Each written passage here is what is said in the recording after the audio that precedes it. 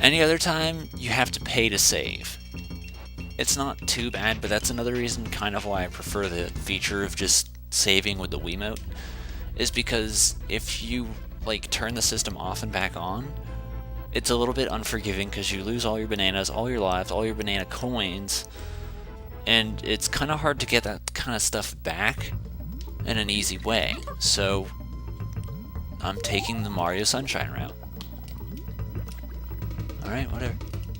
This guy right here will steal your bananas. He's colored yellow, so if he bumps into you, he takes 10 bananas. That's a thing you want to avoid. You know what? Rather than try and dodge him. Another thing is,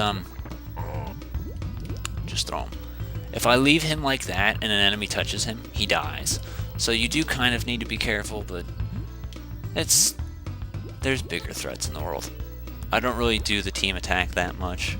I can appreciate it. I much prefer the idea that they have it in this game rather than them lacking it in Country. That's another reason is you kind of get used to the way this game handles better than the first one. So it's...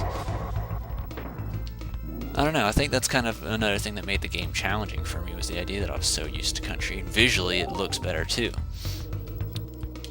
Let me go up with my Rambi. I'm a rhinoceros on a hot air balloon over a boiling lake of lava.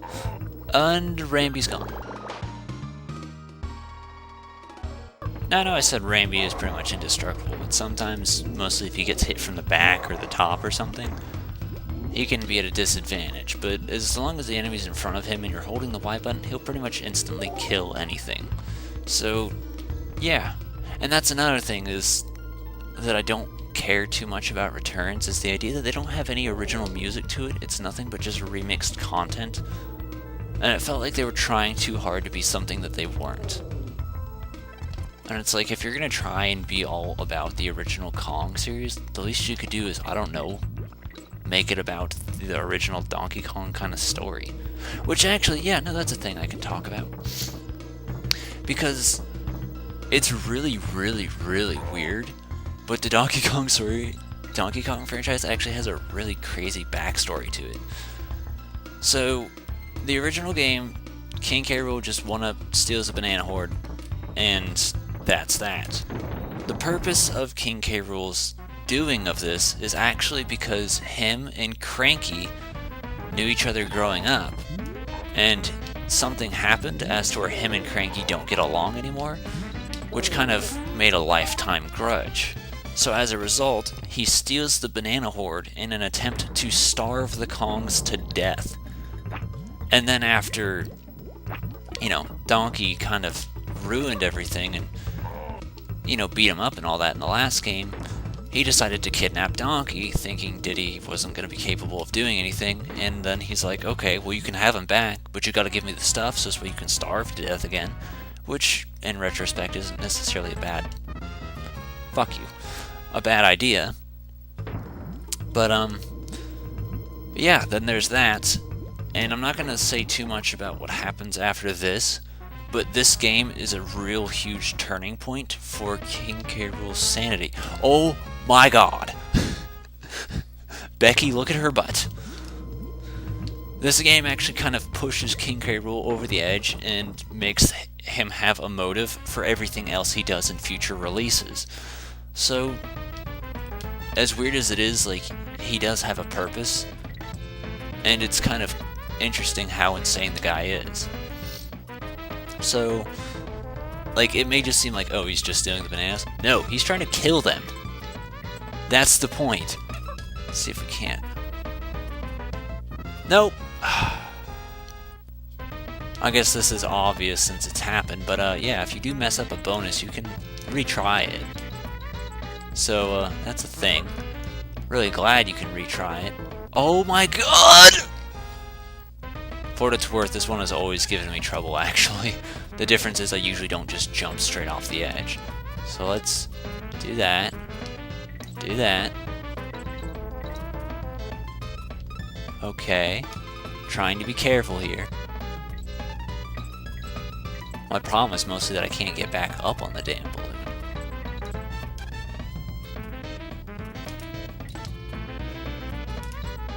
I did it! Yay! Oh, no, I always hated that one because, like, I'd try and, like, figure out how I'm supposed to do it. Okay, here's another important thing. This is why you want Diddy, because, again, he carries the barrels in front of you. As where Dixie would hold it above her. You need to push straight immediately if you're going to do it with Dixie, or else you're going to hit these guys. You want this barrel so you can do this. Now here's where it gets harder. You got to jump on top of that balloon. Don't team attack. I tried doing that. It's not easy.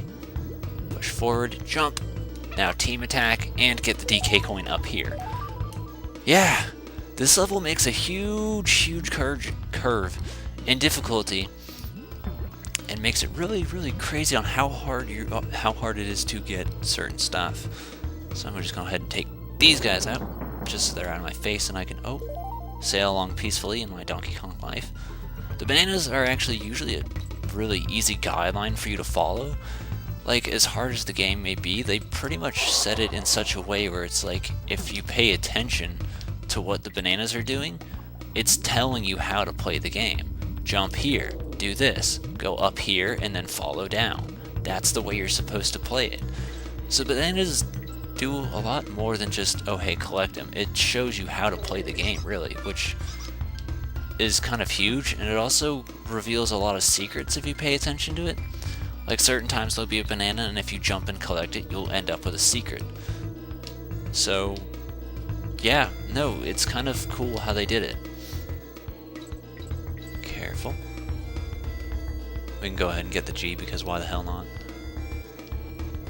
And then that's going to push us up, so we want to start low and then casually.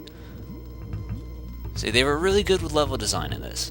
And they got even better, which really is kind of what impressed me about the third game, was it's like you thought you saw everything, but they found ways to make it interesting and found ways to make it difficult, and that I can appreciate about the third game.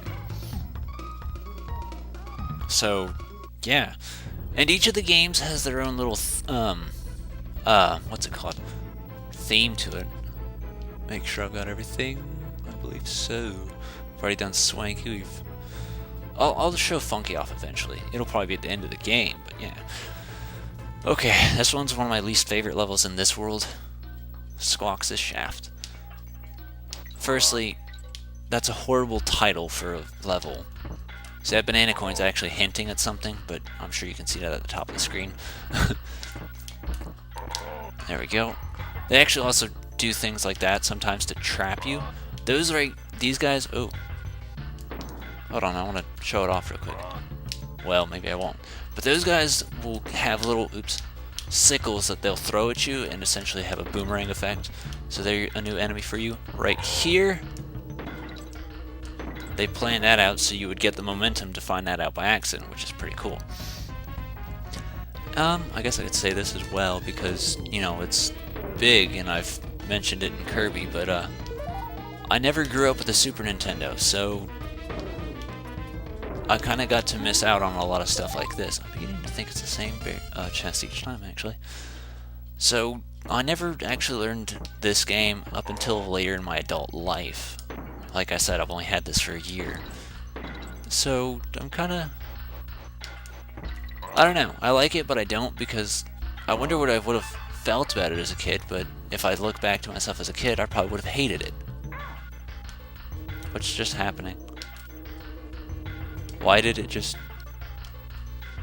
Did I just go the wrong way? What did I do? Oh yeah, I did go the wrong way, no wonder. You can't reach it, Dixie. We need to reach it, Dixie. Well, there's that barrel right there that I totally ignored. I'm okay with that. I actually am.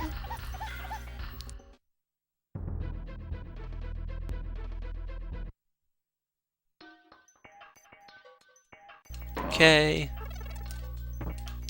Just because I'm not sure if I actually showed it. Alright, I'll keep commentating. Now, not necessarily in this level in particular, but another thing I'm really a huge fan of about this game, this one in particular, is the soundtrack. Like, this isn't a bad song, but it's not my favorite either. Like, it's not bad, but it's not good. It's like I can listen to it and not have any problems with it. Wasn't there that, Alright, hold on. How do? Throw Dixie in it. Okay, just banana coins. Alright, make sure. Like, I prefer the music in the Hothead Hop level, which is actually called Hothead Bop for the name of the song. Shit, why did I do that? But yeah, no, this game has an amazing soundtrack, and I think that's kind of a universally agreed thing. Why am I doing bad decisions? That's a long way down. I'm back over here. I'm doing more bad decisions, now I'm dying. Why did I do that? Okay, I guess another thing that I could use as an excuse is I've never actually played this game while commentating it before, so this is a first for me. Now, no, why did you do that? So I'm kind of expecting that to be the downfall of me, really. Especially with a game that kind of requires a lot of your attention. I need both partners.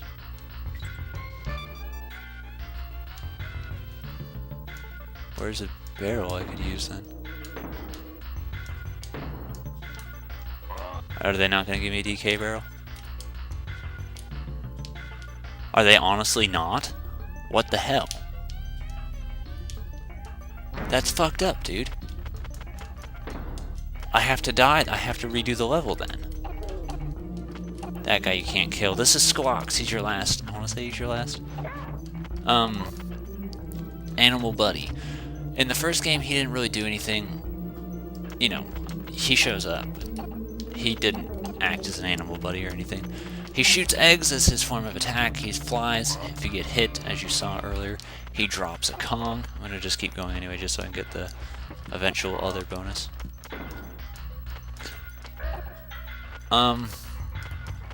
He could be a bit of a bitch to control, but...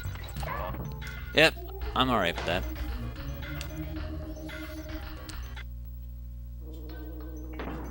Cool, so a nice little thing you can do is you can go ahead, go to another level, grab a DK barrel, and start select out of it, go back here, and it will bring you back to the checkpoint.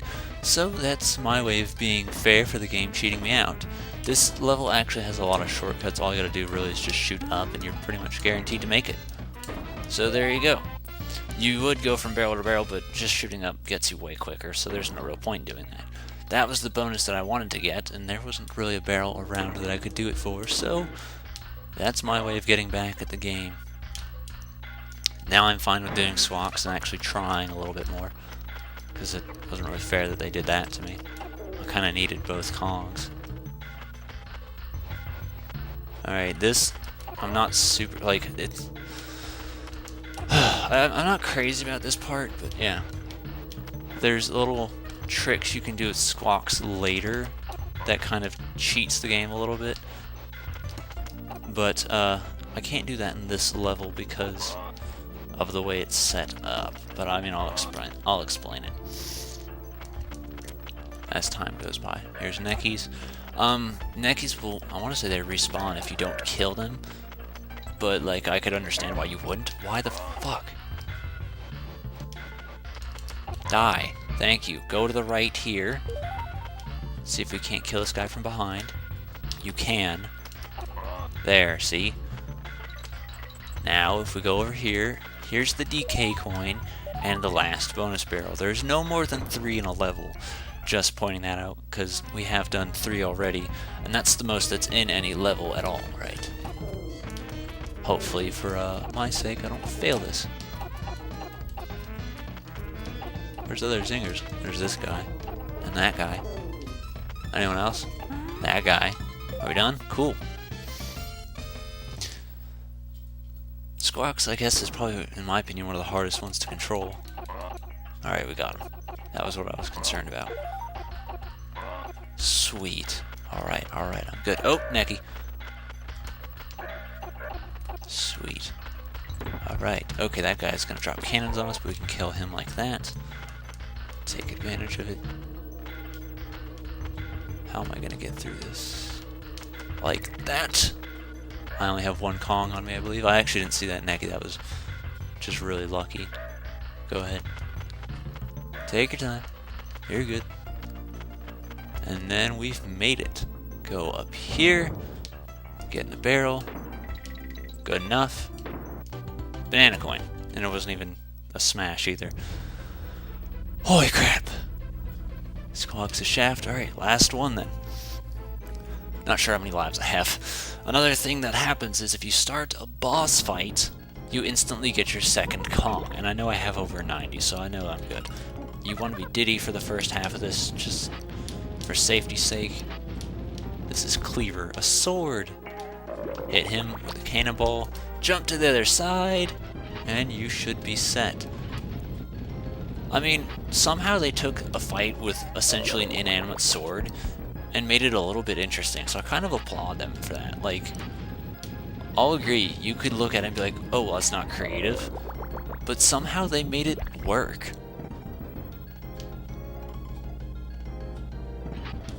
He's still alive. And he's filled with Puerto Rican fear. Yes, that's why you'd want to be Diddy and then go over here and there's more hooks. And if you use Dixie, you can get these two. And then he's going to be above you a lot, so that's another reason why you should use Dixie, is she can hold it above her and he can just fall in and land on the sword.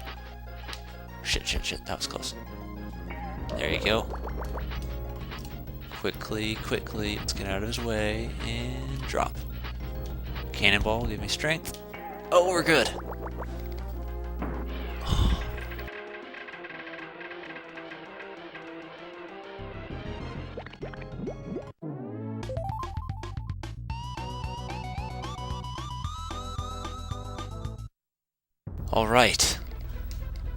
Alright. We've gotten both Crocodile, Cauldron, and Gameplay Galleon done. Now here's the confession. Because of the way the game is set up and all that, I actually haven't practiced much of the rest of the game. I've played through it, I want to say, maybe a month ago, just so I could get myself more familiar with this.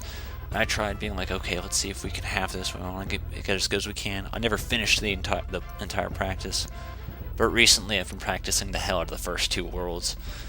So hopefully these 95 lives last. And that's another thing, is if you do save and then just try and bring up your old file, you don't get a second chance to do the cheat, so you have to do it your first, like, at that starting game. Because in other words, you're just going to hit your file, it's just going to load you where you are, and that's it. So you only have that one opportunity, so I took it. I know I didn't need to, but I'm there. Anyway, this is Creme Key. It looks like Quay, but it's actually Key. Another thing I gotta give this game credit for is they had very interesting levels. A pirate one, a lava one's kind of generic, and then this one's essentially a swampland. But we're gonna go ahead and save that for the next part. It's been an hour in recording, and that's as much as the stuff in my brain that's etched as it is. So from here on out, it might just be one world at a time. I'm not really sure, I haven't quite decided, but I had the first two worlds memorized, and I made sure to have them memorized. The rest I need to do a little bit of my studying on to make sure I'm okay. So, I'll see you guys later. It's been JC4. Thank you for watching, and there will be more Donkey Kong Country 2.